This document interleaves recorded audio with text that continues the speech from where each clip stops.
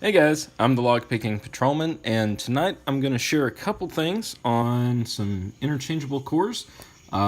This Schlage full-size interchangeable core that I've shown you before, but not with something that was missing. And then this other Schlage Everest, I believe it's a LFIC. So anyway, stay tuned and we'll talk about both of them.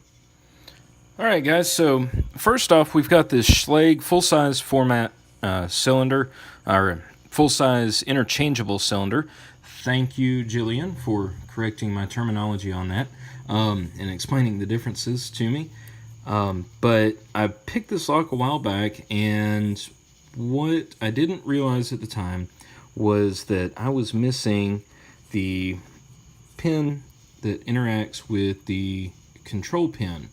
I showed you how this control pin ring disassembles, but what I didn't have was this little guy right here on the end, and that's the control pin. And whenever you use the control blank, which this control blank was sent to me by Jeff Moss, I did nick the end of it. Normally that would be perfectly flat right across the end here, but it does still work. What happens is you cut the blank for the control key to the same bitting as the operating key. The difference is, flip these over here, and you can see that the control key, the tip of it, is a little bit longer. And again, like I said, it's flat right through there, but this one does still work. So when you insert the control key, it raises up that little control pin on the end there just enough. You guys can see how that comes up, and it raises up just enough to where it engages the other pin that you can see right here, which then goes up into the mechanism and retracts the locking lug in there. So I'll put this back together real quick and give you a demonstration of it.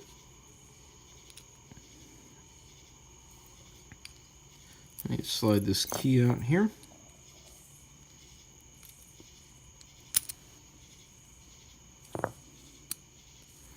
Okay. Not too bad of a reassembly. Then what you would do is take this control key, put it in there, and even though I boogered up the cutting of it, it still works. You can see how it engages and pulls that little cam back to pull the lug out of the way. So anyway, Jeff, thank you so much for sending me this control blank, even if I didn't cut it quite right. But anyway, works great. I love to have a working lock with all its bits and pieces. The next lock we're going to get to is this Schlage Everest interchangeable core. I believe this is the LFIC interchangeable core. If not, please let me know. And the reason why I know that it's the Everest, my first clue was, obviously it doesn't have the little Everest triangle on the front of it, but if you look at the keyway, this warding right here kind of looks like the C123 keyway of an Everest cylinder. And I did some research and watched some other videos, and sure enough, right down here you can find the little hole for the check pin.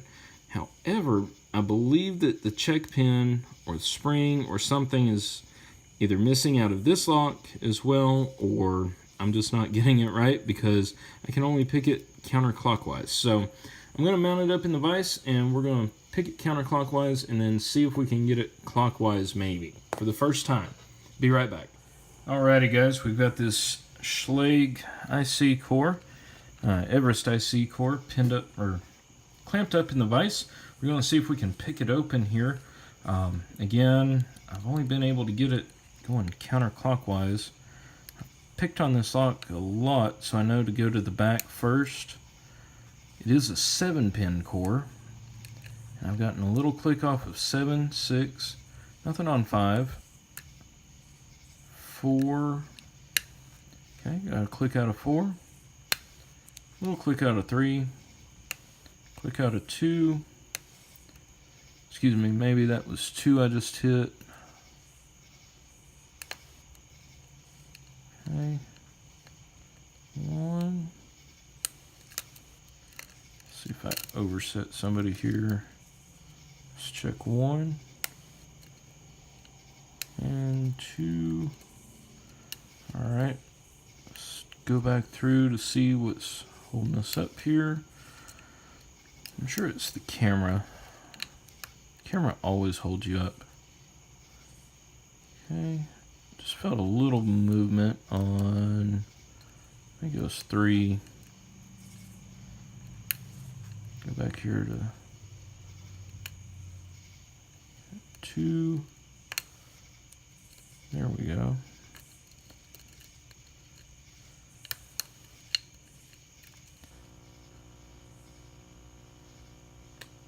Alright, cool. Nudged 1 and we're open. But like I said, guys, I've only been able to get this going counterclockwise or anti-clockwise. So, and when we turn it, we don't see anything. I don't think that check pin's there. Like I said, I've never had to touch it.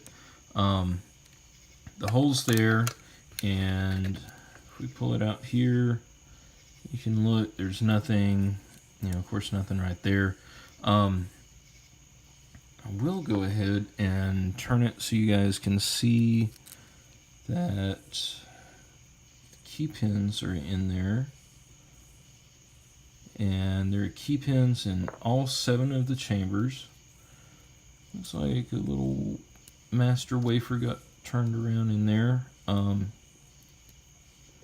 But yeah, there are pins in all of the chambers. If I can quit hitting the camera and quit bouncing these master wafers.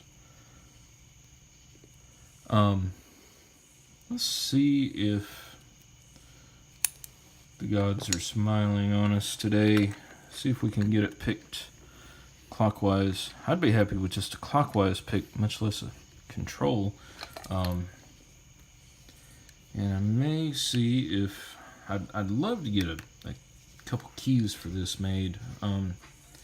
Be really cool to have an Everest IC cylinder. I've really gotten to like Everest, just for picking and, you know, who knows, maybe even some use. I don't really have a whole lot to lock up though. But it's always cool to have the option. Okay, 1 is bound.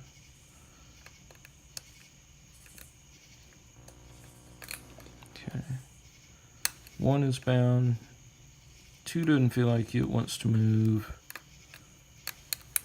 3, I think I overset. So 1, 2, leave 3 alone. 4 we'll leave alone. 5, 6, 7. And guys, I've tried raking this thing. I've tried talking to it nicely, taking it out to dinner. Even brought it a glass of wine and it still would not open. Going clockwise.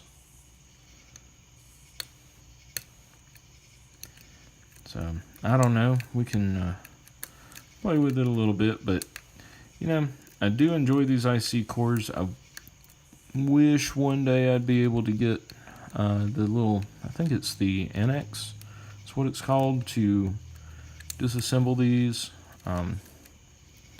Just to see what's inside, really. And I'm giving this a little swipe with my pick. Again, I don't feel anything in there.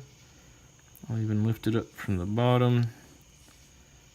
And nothing, so I don't know what's holding us up there, but anyway.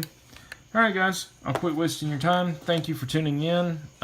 Questions, comments, answers to my ramblings, please leave them below. As always, have fun picking and stay out of trouble. See you next time.